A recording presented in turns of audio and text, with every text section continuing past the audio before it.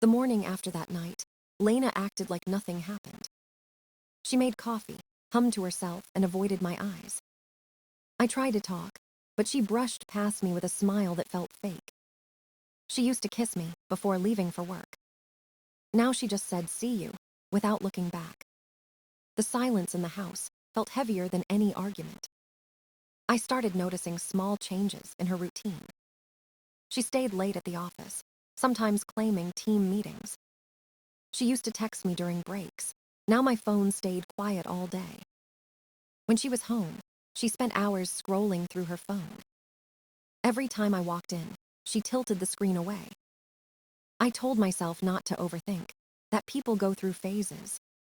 But it didn't feel like a phase. It felt like a wall was rising between us, brick by brick. One night I asked if something was wrong. She sighed, said she was just tired. But her tone said more than her words ever could. She didn't want to be near me anymore. The next week, her sister Amber started visiting often. Amber had gone through a nasty divorce 2 years ago. Since then, she treated every marriage like a ticking bomb. She'd whisper to Lena about boundaries and reclaiming power. I could hear their laughter from the living room. Every laugh sounded like a secret. Soon, Lena started asking strange questions. How much was my 401k worth? Was my life insurance still active? Was the car in both our names, or just mine? She said she was just curious. But no one gets curious about insurance for fun. I tried to stay calm, to believe this was stress talking.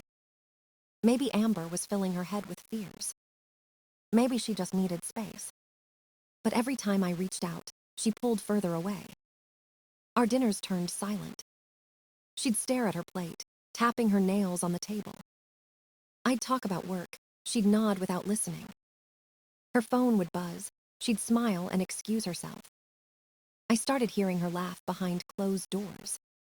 The same laugh she used to have for me.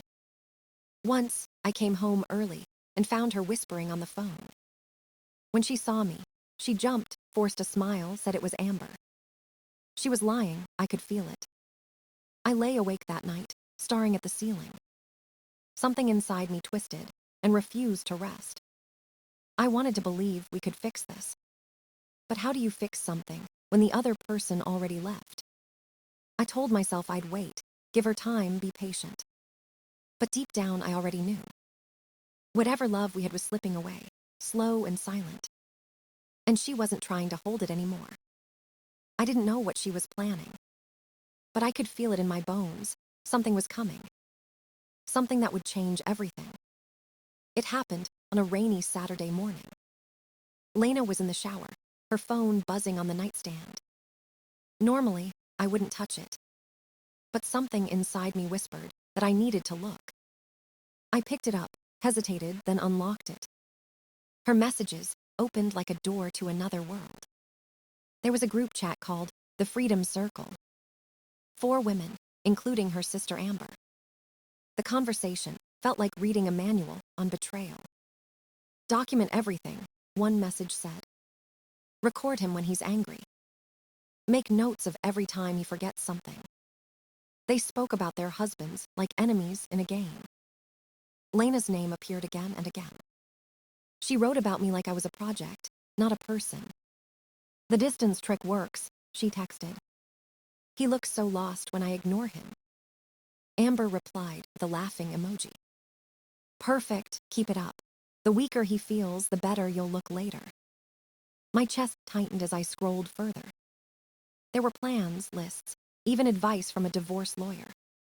They called it building evidence. They called me too nice to fight back. I took screenshots of everything. My hands were shaking, but I couldn't stop. I opened her bank app next.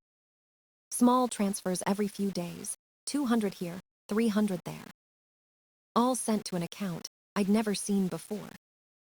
Over 6 months, nearly $4,000 gone. Then I saw payments to a storage facility. A monthly charge I didn't recognize. My heart started pounding in my throat. She had rented a unit under her maiden name. What could she possibly need to hide there? When she got out of the shower, I acted normal. I smiled, asked about her plans. She said she was going to visit Amber again. Of course she was. After she left, I sat in the quiet kitchen staring at my phone. The rain hit the window like static. I couldn't understand how the woman I loved could do this.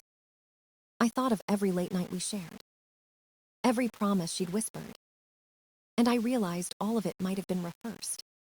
The next day, I drove to the storage place. I waited until she arrived. Watched from a distance as she entered through the gate. She carried a box out 20 minutes later. It looked heavy, taped shut. I wrote down the unit number, G47. When she drove off, I walked up to the office. I told the clerk I was confused, forgot our unit number. He checked the computer. G47 under Lena Carter, paid through next year. She used her maiden name again. My stomach turned. I thanked him and walked out into the parking lot. The rain had stopped, but my world hadn't cleared. I stood there for a long time, staring at the gray sky. That was the moment I knew my marriage wasn't dying. It was being executed carefully, step by step. And I was the last to find out. I didn't sleep that night. Every sound in the house felt wrong, like it didn't belong to me anymore. By morning, I'd made up my mind. If Lena wanted to play games, I'd learn the rules and beat her at them. I found a lawyer that same week. His name was Jonathan Hayes, calm voice, sharp eyes. He listened without interrupting, then leaned forward. "You're not the first husband to walk in with this story." He told me there were online communities teaching women how to stage divorces. They called it empowerment. He called it strategy. "If she's building a case, you start building yours," he said. "But you have to stay clean. Don't yell, don't threaten, don't react. They want you to lose control. Don't give them that satisfaction." I left his office with a plan and a new kind of silence inside me. That night, I opened a new bank account. Just a few $100s, enough to exist quietly. Then I rented a P.O. box for mail she'd never see. I started keeping a journal, not emotional, just factual. What time I got home. What she said. Where she claimed to be. How her stories didn't line up. I took photos of receipts, bills, and her random late-night errands. Patterns started to appear like constellations. She was going to her sister's house every Tuesday. Except one week, Amber posted beach photos from Florida. So where had Lena gone? I began to understand that I didn't know her at all. Instead of confronting her, I changed my focus. I went to the gym every morning. Stopped eating junk. Started reading again, instead of waiting for her attention. At first, it was just a distraction. But then I started to feel stronger, sharper, awake. "You look different," she said one morning, suspicious. "Just trying to stay healthy," I replied. She frowned, as if my improvement was an offense. "You're not meeting anyone, right?" "Only the treadmill," I said. She didn't laugh. Her confusion was almost funny. She expected a broken man. Instead, she got a calm one. Every polite response drove her a little crazier. She picked fights over nothing, testing my reactions. I didn't give her any. I smiled, said goodnight, went to bed early. Her frustration was obvious. I could see it in how she stared at me, searching for weakness. Meanwhile, I was documenting everything. Every shift in her tone, every financial move, every lie. I scanned documents, backed them up online, organized them like evidence. It wasn't paranoia anymore. It was preparation. I'd stopped being the desperate husband begging for affection. Now I was the quiet storm she didn't see coming. For the first time in months, I wasn't afraid. I was ready. And I knew the next move would be mine. I found the first real proof when I checked our credit card bill. There was a charge for $734. It was listed under a restaurant I'd never heard of. But when I searched it online, It wasn't a restaurant at all. It was a law office. The same one her sister had used during her divorce. She paid for it with our joint account. That was the moment I stopped being the victim. I called Jonathan and told him I was ready. We met the next morning. He leaned back in his chair, studying me carefully. "If we file first, you control the narrative," he said. "But we'll hold the papers until she makes her move." He explained we had 120 days to serve her. Plenty of time to collect more evidence. Plenty of time to let her think she was winning. I agreed. For the first time, I actually felt calm. I came home that night and acted normal. She was cooking, pretending everything was fine. She asked about my day. I smiled and kept my answers short. I wanted her comfortable, careless, predictable. Over the next few weeks, I played my part perfectly. I did chores without being asked. I stayed polite, never defensive. I let her think her little strategy was working. Meanwhile, I was gathering every piece of proof I could. Bank statements, text logs, emails, even photos of the storage unit. I found her printed drafts of a separation agreement. It was laughably one-sided. She wanted the house, half my retirement, even my father's truck. I took pictures of everything. Then I put it all back exactly as I'd found it. I wanted her to keep believing she was safe. She tried to bait me into fights, but I stayed calm. Once she complained that I breathed too loudly in my sleep. "Maybe I should sleep in the guest room," she said. "Sure," I answered softly, "if it helps you rest." Her surprise was almost visible. She didn't know how to fight someone who refused to fight back. So I moved my things quietly and slept better than I had in months.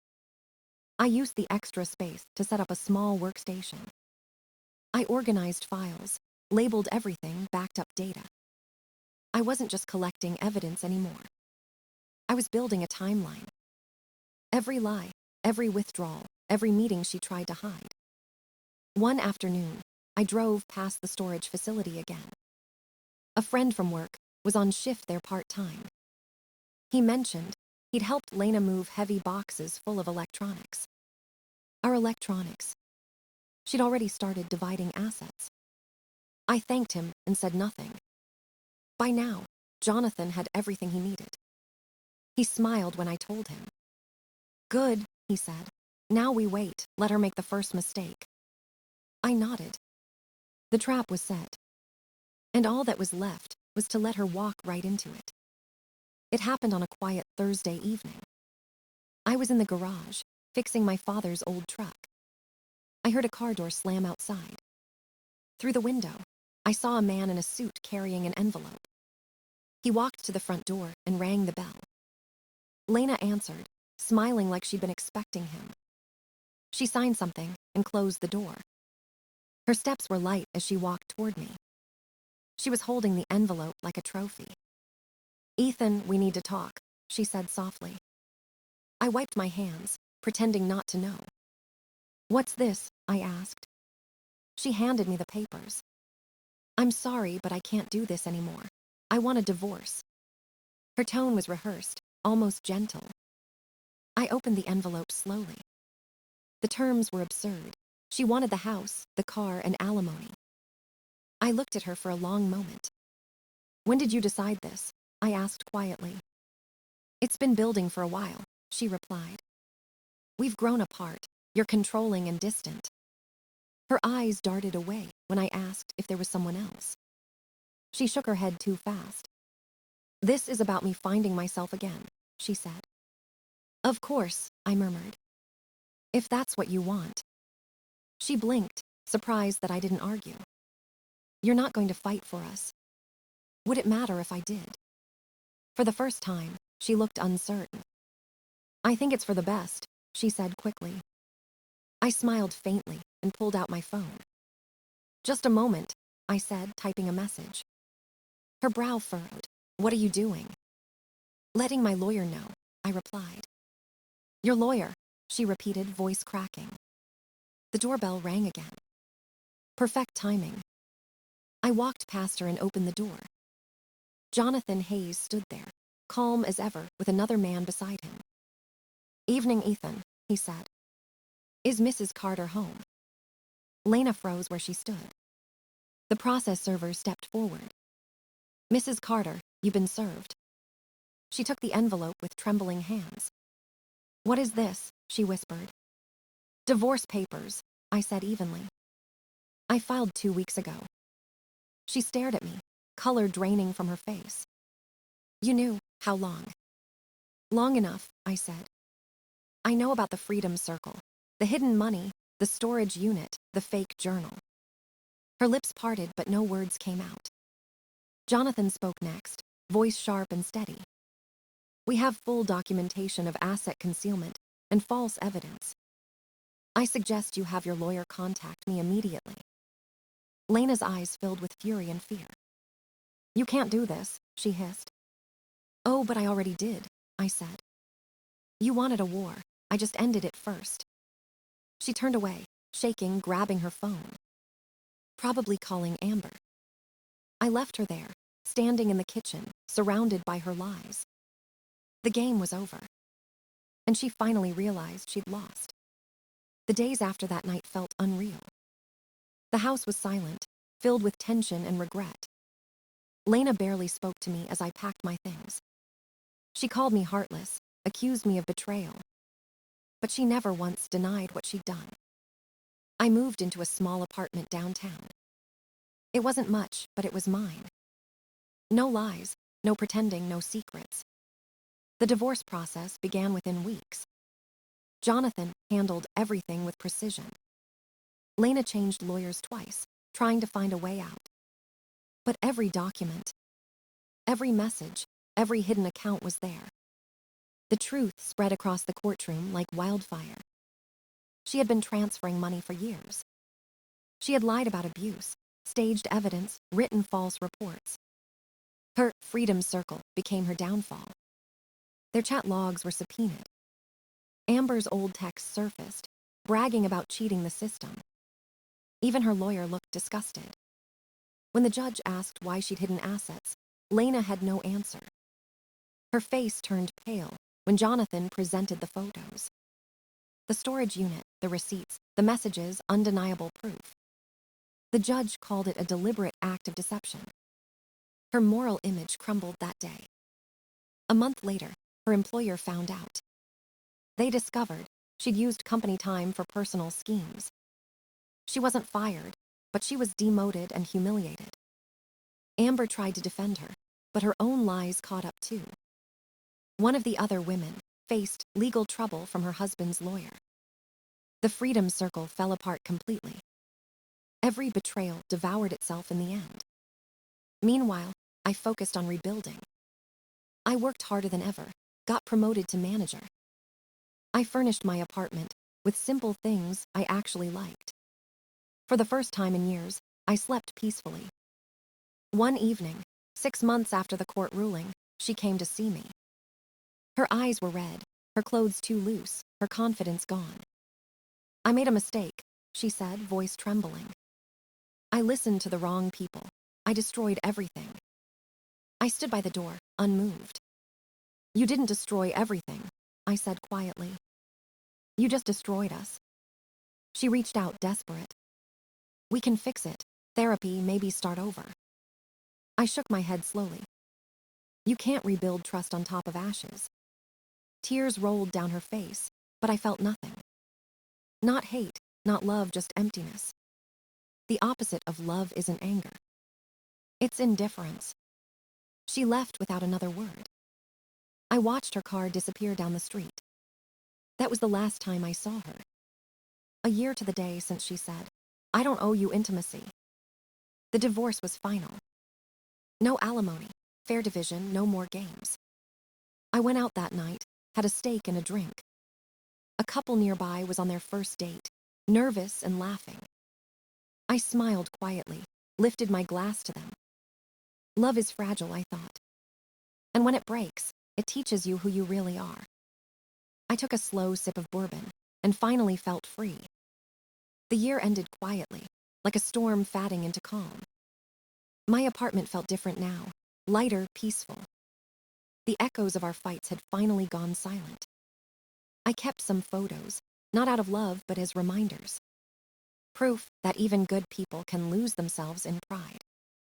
I saw Lena's name, once on social media. She looked smaller somehow, like the world had shrunk around her. I didn't feel anger anymore, only distance. Life moved forward, slow but steady.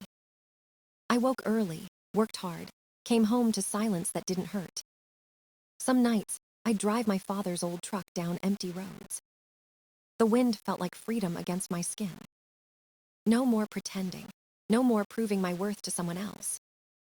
I realized peace doesn't come from being loved. It comes from surviving what tried to break you. One evening, I passed by the restaurant where we'd had our first date. I didn't stop, didn't look inside. I just smiled faintly and kept driving. The past wasn't something to fix anymore. It was something to outgrow. And I finally had.